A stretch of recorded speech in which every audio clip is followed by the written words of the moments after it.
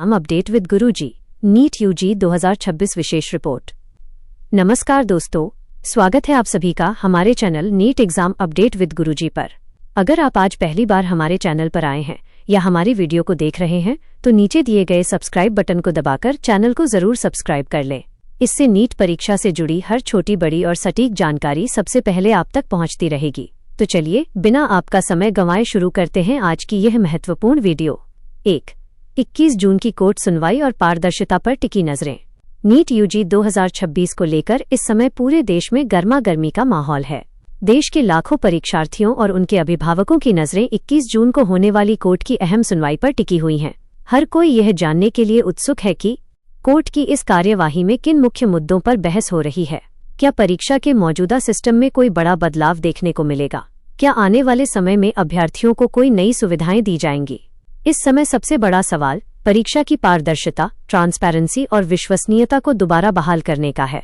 Court में मुख्य चर्चा इस बात पर हो रही है कि प्रश्न पत्रों की गोपनीयता कैसे सुरक्षित रखी जाए, परीक्षा केंद्रों तक सामग्री पहुंचाने के तंत्र को कैसे सुधारा जाए और छात्रों को बिना किसी मानसिक तनाव के एक निष्पक्ष माहौल कैसे दिया जाए। 2. परीक्षा केंद्रों पर सुरक्षा और तकनीकी निगरानी। आगामी परीक्षा को पूरी तरह सुरक्षित बनाने के लिए कई कड़े इंतजामों पर विचार किया जा रहा है। प्रशासनिक स्तर पर जिन मुख्य बिंदुओं पर चर्चा चल रही है वे इस प्रकार हैं। कड़ी निगरानी व्यवस्था, परीक्षा केंद्रों की सुरक्षा और तकनीकी मॉनिटरिंग को मजबूत करना। सत्यापन और रिकॉर्डिंग, प्रवेश के समय पहचान का कड़ाई से सत्यापन, आईडी वेरिफिकेशन और परीक्षा कक्षों में हाईटेक रिकॉर्डिंग सिस्टम लगाना।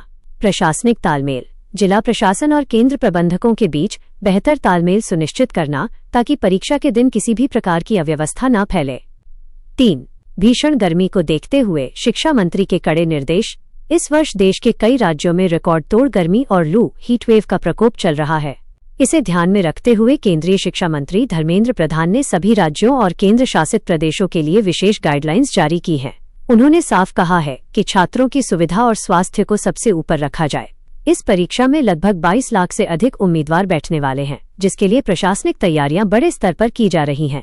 पेयजल की व्यवस्था, सभी परीक्षा केंद्रों पर सुरक्षित और पर्याप्त पीने के पानी का इंतजाम अनिवार्य रूप से करने को कहा गया है ताकि छात्र डिहाइड्रेशन या थकान का शिकार न हो। कूलिंग और बिजली बैकअप, परीक्षा कक्षों में पंखे और कूलर की उचित व्यवस्था होगी। बिजली कटौती से बचने के लिए सभी केंद्रों पर मजबूत पावर बैकअप, वैकल्पिक बिजली प्रणाली तैयार रखने के निर्देश दिए गए हैं। प्रतीक्षा क्षेत्र, वेटिंग एरिया, छात्रों के साथ साथ दूर दराज से आने वाले अभिभावकों के लिए भी छायादार बैठने की जगह और उचित भीड़ नियंत्रण की व्यवस्था की जाएगी। स्वच्छता और स्वास्थ्य, केंद्रों पर साफ सुथरे शौचालय, नियमित सफाई और जरूरत पड़ने पर अतिरिक्त पोर्टेबल टॉयलेट्स की व्यवस्था की जाएगी ताकि लंबी कतारें न लगें।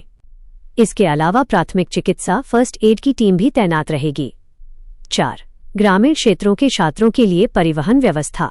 जो छात्र ग्रामीण, कस्बों या दूर दराज के इलाकों से सफर करके आते हैं उनके लिए यात्रा को सुगम बनाना प्रशासन की बड़ी जिम्मेदारी होगी।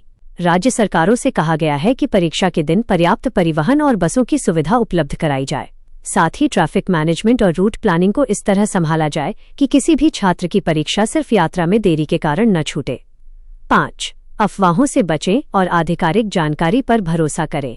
इस समय पुनर्परीक्षा, री एग्जाम को लेकर छात्रों के बीच उत्साह भी है और थोड़ी चिंता भी।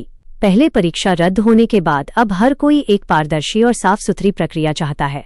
सरकार और प्रशासन लगातार बैठकें करके तैयारियों को अंतिम रूप दे रहे हैं। गुरुजी की सलाह, फिलहाल के तय कार्यक्रम के अनुसार आपकी तैयारी की प्रक्रिया जारी रहनी चाहिए। सोशल मीडिया पर चल रही किसी भी तरह की अफवाह पर ध्यान न दें और केवल आधिकारिक ऑफिशियल स्रोतों से आने वाली खबरों पर ही भरोसा करें। अपनी पढ़ाई पर ध्यान केंद्रित रखें। अगर आपको ये जानकारी महत्वपूर्ण लगी हो तो वीडियो को लाइक और अपने दोस्तों के साथ शेयर करना ना भूलें। नीट से जुड़े अगले लाइव अपडेट के लिए चैनल के साथ जुड़े रहें। धन्यवाद।